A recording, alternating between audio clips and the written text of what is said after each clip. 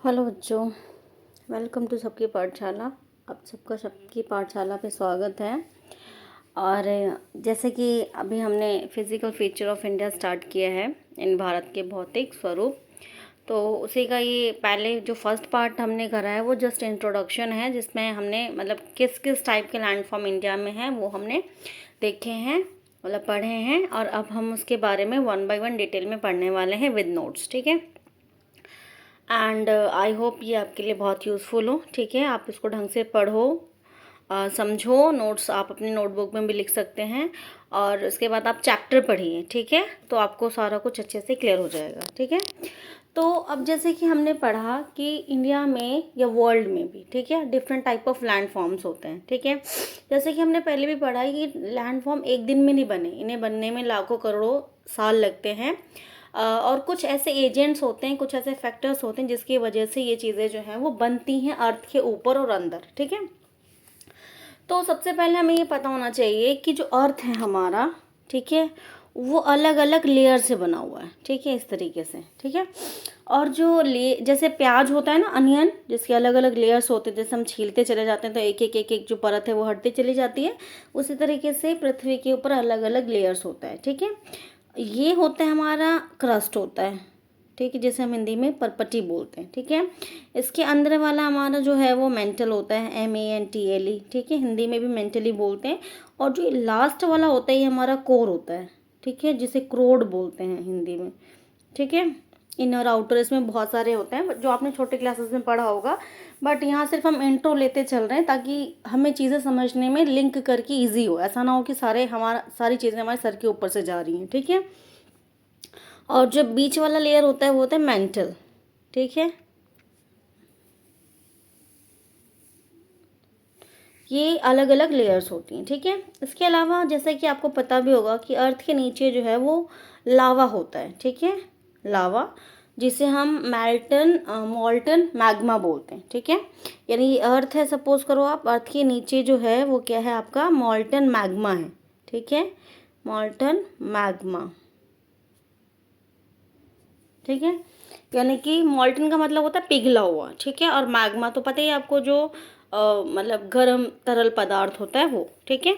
अब जो कुछ प्लेट्स हैं अर्थ के नीचे, यानी पृथ्वी के नीचे जो है कुछ प्लेट्स होती हैं ऐसे, ठीक है, प्लेट्स होती हैं, ठीक है।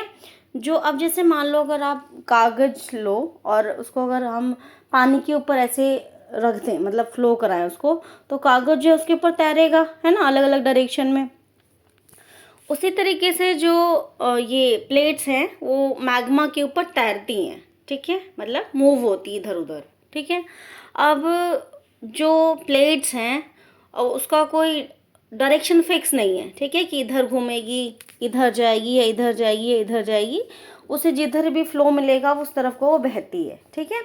तो अब 3 तरह के मूवमेंट्स करती है वो क्या क्या होता है। तो पहला मूवमेंट है हमारा कन्वर्जेंट मूवमेंट, ठीक है, यानी कि कन्वर्जिंग प्लेट्स, ठीक है, यानी कि अभिसारी प्लेट्स। इसमें क्या होता है, 2 प्लेट्स जो होंगी मैग्मा के ऊपर जो तैर रही हैं वो एक दूसरे की तरफ आएंगी ऐसे, ठीक है। जब वो एक दूसरे की तरफ आएंगी ऐसे सरकते हुए, ड्रिफ्ट होते हुए, ठीक है, इस तरीके से, तो वो इस तरह से एक दूसरे से टकरा जाएंगी, ठीक है। जब वो टकराएंगी तो ये जो बीच वाला पार्ट है ये ऊपर की ओर उठ जाएगा, ठीक है। तो इसी को हम बोलते हैं कन्वर्जन ऑफ प्लेट्स या फिर अभिसारी प्लेट्स, ठीक है। अब सेकंड जो मूवमेंट है वो है डाइवर्जेंट, यानी अपसारी। देखो, डाई का मतलब ही होता है अलग होना, ठीक है, और अपसारी। इसमें क्या है, जैसे आपने पिक्चर में देखा, इसमें दिख रहा है कि ये 2 प्लेट्स हैं और दोनों एक दूसरे से क्या हो रही हैं, दूर जा रही हैं, ठीक है। तो ये डाइवर्जेंट मूवमेंट होता है। तो जब भी इस तरह से होता है ना तो खाइयाँ बनती है, ठीक है। मतलब जैसे मान लो ये है, ठीक है, ये लैंड फॉर्म है, मान लो ये एक लैंड फॉर्म है, ये वाला इधर चला गया, ये वाला इधर, तो बीच में का हिस्सा खाली हो जाएगा, ठीक है। तो ये एक तरह से खाई का मतलब खाई बनता है। अब जो थर्ड है हमारा वो है ट्रांसफॉर्म, यानी संचलन प्लेट्स। तो इसमें क्या होता है, जो प्लेट्स हैं वो एक ऊपर की ओर जाती है और एक नीचे की ओर जाती है, ठीक है। तो इस तरीके से 3 तरह के हमने प्लेट्स मूवमेंट पढ़े हैं, ठीक है। अब इन प्लेट मूवमेंट की वजह से ही फॉर्मेशन ऑफ हिमालय, यानी हिमालय का निर्माण हुआ है। जो हम पढ़ने वाले हैं आगे। ठीक है बच्चों,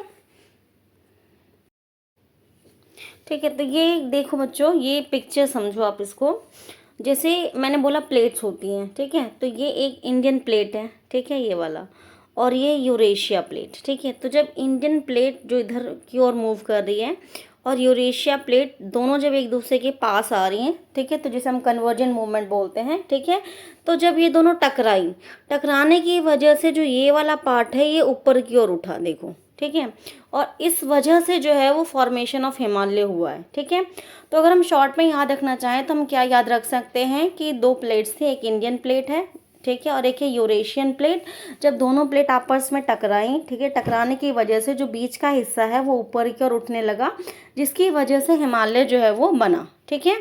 तो यानी कि हिमालय का जो फॉर्मेशन है वो कन्वर्जन ऑफ प्लेट्स की वजह से हुआ है, और जो दो प्लेट्स इसके लिए रिस्पॉन्सिबल है वो कौन कौन है, इंडियन प्लेट है एक और एक यूरेशियन प्लेट है, ठीक है बच्चों।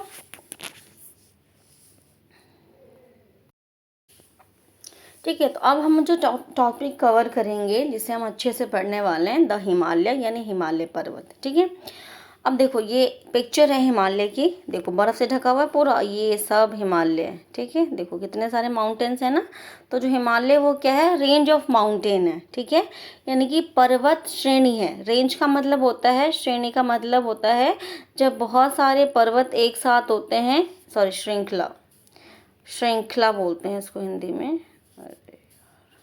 रेंज, ठीक है, जिसे हम बोलते हैं श्रृंखला, ठीक है।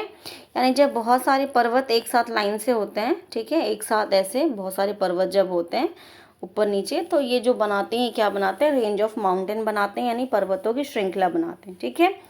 तो अब हम हिमालय के बारे में जो है वन बाय वन इसके फीचर्स पढ़ने वाले हैं और डिटेल में करने वाले हैं, ठीक है। तो जो इसका डिटेल मिलेगा वो आपको नेक्स्ट लेक्चर में मिलेगा, ठीक है। मैं शॉर्ट इसलिए डाल रही हूँ बच्चों, ताकि तुम्हें पढ़ने मतलब आप लोगों को पढ़ने में भी थोड़ा इजी हो और बोर फील ना करो, ठीक है। और इस तरीके से आपका जो है एक एक टॉपिक जो है वो कवर होता चला जाएगा धीरे धीरे, ठीक है।